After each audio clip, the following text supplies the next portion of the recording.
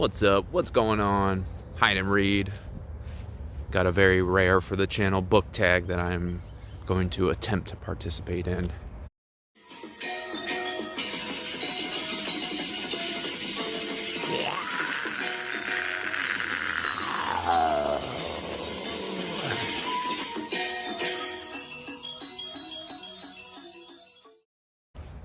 Let's see how this goes. I was tagged in, I don't even remember the name. Seriously well-read book tag or something like this by Kevin Toll.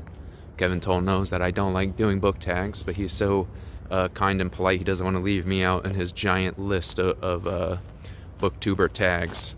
So I like this book tag. I saw a couple people doing it, and yeah, the extra pressure by being tagged, peer pressure, has gotten me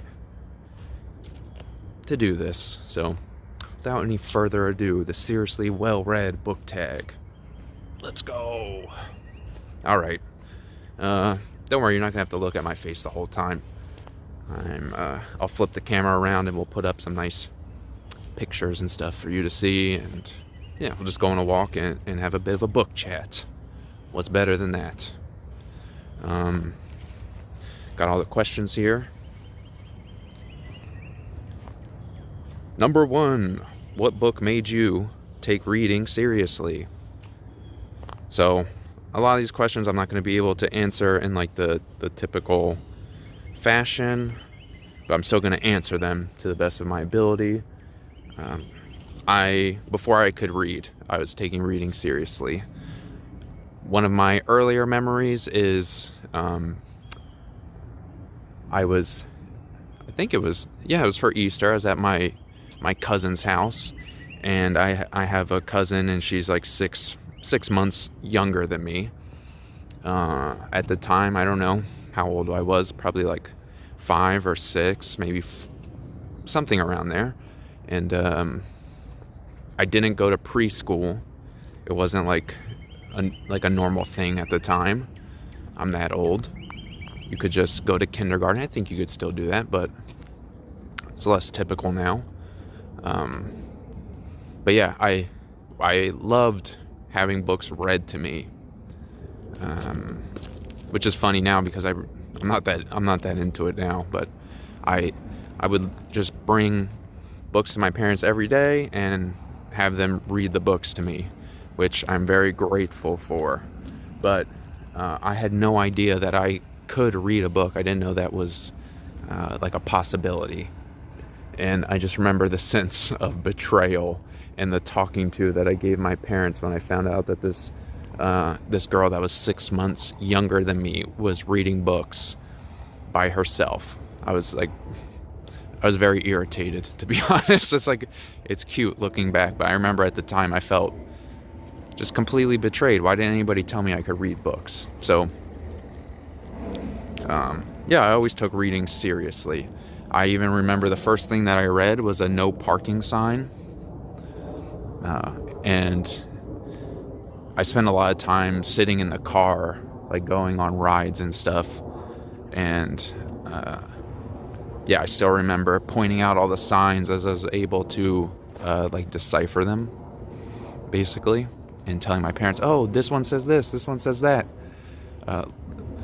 That says McDonald's, all that kind of stuff. But yeah, I always took reading seriously. The first book that I remember reading was Buzzy the Beaver, and I took that very seriously. And I remember being able to read that by myself was like a big accomplishment. It had like this little fuzzy beaver on every page. He had like felt on him. And yeah, so I always took reading seriously. I didn't have to read Plato or something until I started taking reading seriously. So that's question number 1. Question number 2, what book did you pretend to understand? Again, it's hard for me to answer some of these questions, but I'll do my best. So on this channel, you'll hear it a lot. A lot of the stuff I read, I know is going over my head, and I don't think that's a problem. Like, in order to learn and like deepen your understanding of something, you have to admit that there's a space of unknowing, and then you could fill that with knowing. So I don't really have a true answer for this. But I would like to say that you can't really understand any book that is not written in your original language, that you're not original, but a language that you understand and can read. So like any translation of a book is just, it's a translation of the idea. Like, for example, like Muslim people, if they read the Quran in English, they know that they did not read the Quran. They wrote a translation of the Quran, because it's not the same thing. You have to read things in the language that they're written. So I would say any book that I read that wasn't originally in English, I definitely don't understand. And even if I enjoyed it and I understood parts of it, there's no way to actually understand something that wasn't written in your original language. It's tough to admit that, but once you do, like, a lot of things will open up. Question number 3. What do we got here? What 3 books are on your personal required reading list? 3 books on the personal required reading list. For me, my personal required reading list, let's see. Brothers Karamazov has to be on there. It's got to be on there. I need to reread that for sure. And I always feel like that. Book number 2. Kevin did something that I want to do too. Anything by Louis Lamour, especially if you're American. Like, you gotta read Louis Lamour. Just pick any of the books. I really don't care which one you pick. For me, I think I would go for Lonesome Gods. But yeah, anything Louis Lamour, gotta be on there. And if you like BookTube, you should read his I guess it's a memoir, or not quite autobiography, but what is it? Something of a wandering man. It's obviously going to be up on the screen. You'll see it. But that's basically, it's like reading BookTube. Like, if you like watching BookTube videos, you like hearing people talk about books, that one is a no-brainer. I would definitely say check that one out. So that's 2. Number 3. We'll leave religious texts out of it. Just because that's just a different rabbit hole. I would probably just have 3 religious books on here, honestly, that are required reading. But we're not. That's a different can of worms, a different topic. I'm gonna go ahead and throw Musashi on there, just because it's great. It's awesome. It's like you get to like experience like it's almost like watching like a long TV series. And even when it's repetitive, like you'll enjoy the repetition of it. I don't really know how to explain this, but yeah. It's Eiji Yoshikawa, I believe. And I have Taiko as well. I need to get to reading that this year.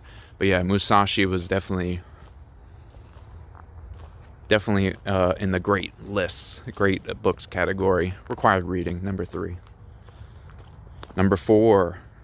What author have you been avoiding? So I don't think I've been avoiding, because I'm always thinking about it, and it annoys me, to be honest, that I haven't read War and Peace. And the few things I've read from Tolstoy, I very much enjoyed, and I just got to read more Tolstoy, and I just don't. I don't know what's up with that. Another one is like Thomas Mann, or Shakespeare.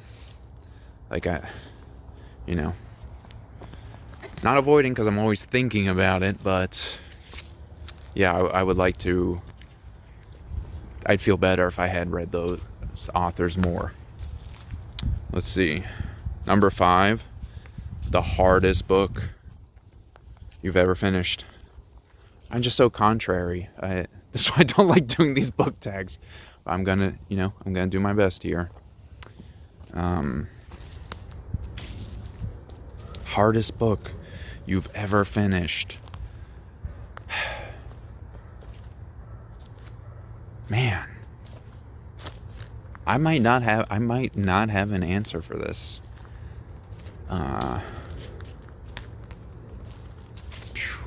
It's going to be something philosophy based for sure. Because if it's not, I just put it down. I'll stop reading it. But again, I don't take an issue with not understanding what I'm reading. Like you can always go back and reread.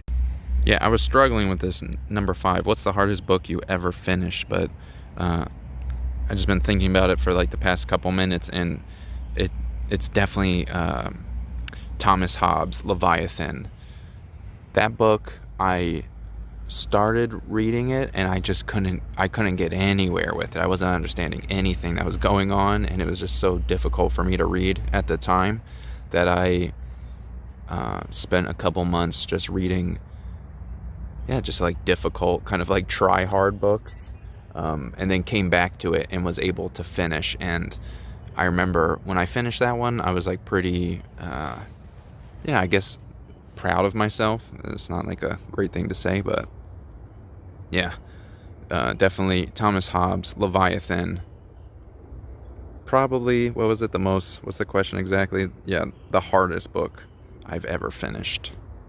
So there you go. What's a book that changed how you read? That's number 6. A book that changed how I read. Let's go this way. This happens often, which, maybe I'm very fortunate for this. But recently I read Dr. Faustus by Christopher Marlowe, and I'm like a big advocate of slowing your reading down. Like there's a time and place to read fast, and there's also a time and place to really slow your reading down and just kind of like read a bit, close the book, look around, think about it, and open it back up and keep going. But yeah, I think the language in that book required me to read a lot slower, and just enjoy the process in general. Number 7, quality versus quantity. 100 good books versus 10 great ones in a year. I'm gonna have to pick the 10 great ones, and for this reason. Like I could go a whole year of reading and not read one great book and still enjoy my reading. And I could also try to read only great books and not have that like kind of experience. So if the 100 great books are subjective to me and like the impact that they have on me versus like just literary canon, I'll pick the 10 great ones every time. And also I'll reread them. And if I want to do something leisurely, I have plenty of activities that I could do. It doesn't have to, like, reading is not my primary leisure activity. There's lots of hobbies I can entertain myself with, so I'm gonna pick the 10 great ones. That would be an amazing reading year. It's a silly kind of fantasy that I have, but sometimes I like to imagine that I'm in jail and I just have like three books that I have to like really focus on, and that's just like the reading that I have. Just having like limited options. So that's just like a personal thing, I guess. Definitely gonna go with the 10 great books. versus 100 good ones. But I'm more than happy to read 100 good books without even getting to a great one. Number 8, what genre are you embarrassed to say you have not read? Again, there really isn't any genre that I'm embarrassed to say I have not read. There's some genres that I don't want to read because I just think they're like kind of like appalling and like gross. But I'll definitely say this. I am not well read at all when it comes to poetry or plays. In fact, I kind of like avoid these things. And that was another thing, like I mentioned, Dr. Faustus by Christopher Marlowe. He was a contemporary of William Shakespeare. In fact, I think they were born in the same year. And like it's a play, and because it's written in like the older English style, it's like very poetic. So, and I've also been listening to operas, so I'm kind of like, warming up into this plays and epic poems. I would love to read John Brown's Body. It's like a great American epic poem. I think that would be really cool. Yeah, and lots of like just older like classics, basically, like that would make you actually well read. So yeah, poems and plays, that's my weak spot, absolutely. Let's see, we got one more and a bonus. Number 9. What book do you think most people misread? So we gotta say, number 1, obviously, it's going to be any religious text. Just pick it. They're all misread, and it's just part of the deal. But I think a little bit more pertinent to this book tag, I'm gonna have to go with anything Machiavelli. I did go to college, but just enough to understand that is just was not something that would interest me. So I spent a lot of my time in my 20s on YouTube listening to college lectures, and I don't think anybody is as misread as Niccolo Machiavelli. People completely misunderstand this author, kind of like seemingly on purpose. Like, it's hard to understand if you actually read The Prince, like where people are getting these ideas from. So whatever they told you about Machiavelli, it's probably not true. It's been misread. Yeah, that's a great book, I would say. The Prince. What does seriously well read mean to you? I guess we'll just say, first, let's go over what does well read mean to me. Well read to me means you read, like, I don't know, a book a month. Like, it's really not that deep, like, especially now. Now, I will say that if you have to be kind of choosy if you're only going to read one book a month, because some of these books are not any better than watching TV or, something like that. But yeah, it's not that difficult to be well read in this day and age.